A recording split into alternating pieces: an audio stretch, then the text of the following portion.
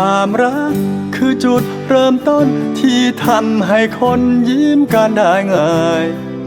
รอยยิ้มและความศรัทธาหวนมาใหม่ๆขอให้เหมือนเดิม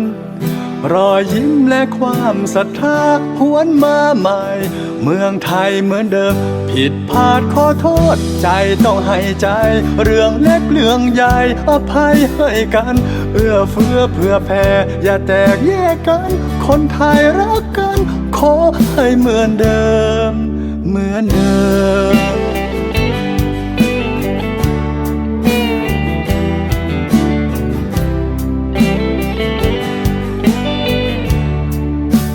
ขอให้เหมือนเดิม